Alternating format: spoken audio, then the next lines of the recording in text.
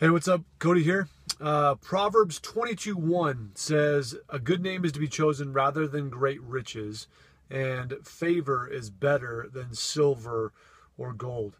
I think that's an interesting one, and it's one that I really appreciate and value because when I think about who I am and I think about the things that I stand for, this is really bringing everything in perspective, and it's saying that the most valuable thing that you could have, the most important stuff in terms of the way that the world functions and in terms of how you get what you get, it's all about money. Whoever has money has power. Whoever has money can buy things. And the way that our world works, the way that we think is that if I've got money, then I can buy happiness. And so it's one of those things that tends to encompass and organize itself in a way that it has the greatest value over everything in our world. And what this proverb is saying is that your name is more valuable than the most valuable thing you could think of. So having great riches, having a lot of money is not worth your name. Essentially, the first thing that I think about when I think about applying this is saying that don't sell your name for something so cheap as money.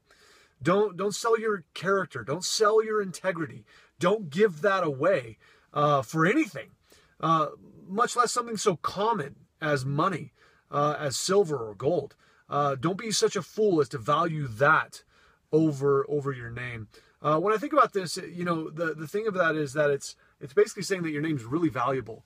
And it's one of those things that we as a people have got to choose to believe. That is the name that I hold valuable? Do I think that it has valuable? Because what it does is it represents who you are. It represents you as an individual, you as a person. It represents you and everything about who you are is what your name is. What are you known for? How do people know you? What do they think about when your name comes up in conversation? What immediately goes into people's minds? Are they worried? Are they afraid? Do they have a sense of recoil? Do they have some sort of reason for being angry or frustrated? Or is it joyous? And they think, man, I love that guy. I wish I could spend more time around him. That's your name. That's what your name's worth. But we have a problem in this as well because we tend to think of that name individually only. And within our individualistic American culture, we have a tendency to think of this as just something that has to do with me. It doesn't affect other people, doesn't affect other things in my life. And so I'm just really focused on me and what that means for me. Well, one of the things that I've tried to do with my kids in order to help them understand this concept, that it's not just about you, that your name is not just about you, is I use a play on words. Our last name is King. And so one of the things I do with my kids is I'll remind them when we're going to go different places, or if we're going to go to someone's house for some time, or we're going out to eat, or dropping them off at a friend's house or something, is to say, remember that you are King's kids. And this helps them in a couple of different ways. Number one, it helps them to be reminded of the fact that they belong to Jesus. He's the King. He's the Lord. He dictates the pace and the schedule and everything about our lives. And so remember that you belong to Jesus. First and foremost, you're not just representing you, you're representing Jesus. So remember that you're a King's kid. Remember that you belong to him. Secondly, remember you're a King's kid. You belong to me. So when you're out there doing whatever you're doing, if you're acting like a maniac, acting like a fool, then you are representing me and our family. And don't make me look foolish. Make it look like I'm not parenting you or I'm not disciplining you because you're acting like a crazy lady. I got daughters, so that's why I say that. But so not only are you representing Jesus, but you're also representing us and our family name. Wear that name with honor. Do well with it. And then thirdly, obviously you represent yourself as well. Your name, what you value, is seen by your choices. So what are you going to choose? What are you going to choose to do? What are your actions going to show? What are your words going to show about who you are? The sacrifices that you make in life, the investments that you make. There's the girls jumping in right now.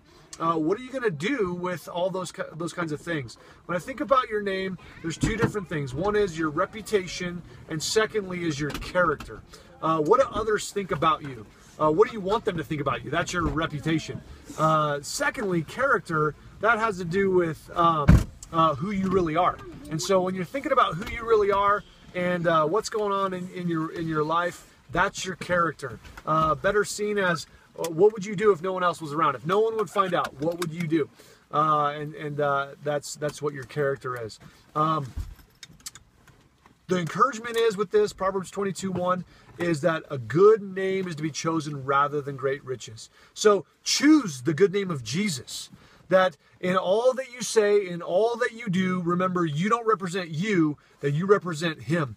And if you don't represent Jesus, then let me ask you, would you give your life to Jesus today? Would you submit yourself to him? Would you give your life into his hands and say that I want the name of Jesus to be inscribed upon my heart and my life? So just food for thought for today. Girls, say hi.